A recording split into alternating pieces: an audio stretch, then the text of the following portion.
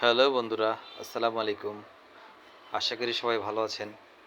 তো আজকে আমি আসছি বিরিয়ানি রান্না দেখানোর জন্য। আমি কিভাবে বিরিয়ানি রান্না করব সেটা একটু দেখাচ্ছি আপনাদের।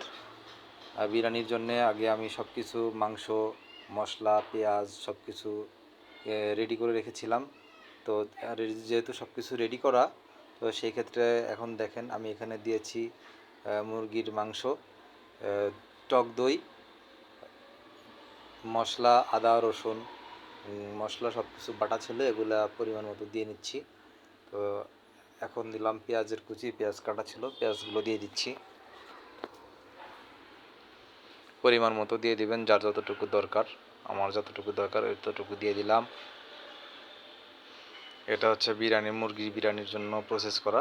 এখন দিচ্ছি লবণ, পরিমাণ মতো লবণ দিয়ে দিবেন। তো এখন আমরা দিয়ে দিচ্ছি বিরিয়ানির মশলা। বিরিয়ানির মশলা পুরোটা দিয়ে দিলাম একটা মুরগির জন্যে। তো বিরিয়ানির রান্নার জন্য যে উপকরণগুলো দেওয়া ছিল, এর ভিতরে ছিল 1 নম্বরে মুরগির মাংস, পেঁয়াজ কুচি, আদা বাটা, মরিচ বাটা, লবণ বাটা না। তো এখন দেখুন, এখন আমি পরিমাণ মতো তেল দিয়ে দিব। তেল দিয়ে দিচ্ছি, পরিমাণ মতো তেল দিয়ে দিলাম। এখন আমি চুলাতে আগুন দিয়ে দেব। তার আগে আমি এগুলো মিক্স করে নিচ্ছি। আপনারা চাইলে হাত দিয়েও মিক্স করতে পারেন, চামচ দিয়ে মিক্স করতে পারেন। তো আমি হাত দিয়েই আমার জন্য সুবিধা, সেজন্য আমি হাত দিয়ে মিক্স করে নিলাম।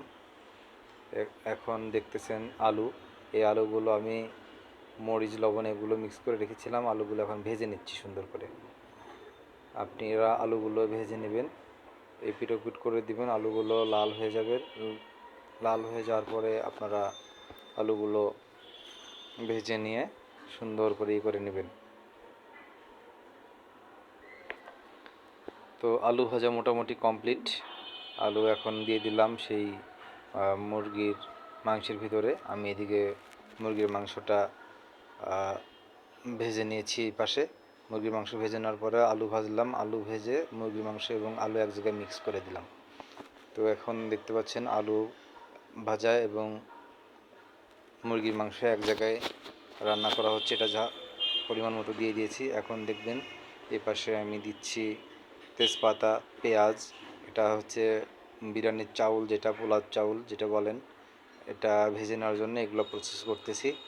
এখানে পেঁয়াজ, তেল এবং তেজপাতা এবং কিছু দারুচিনি দিয়ে দিলাম।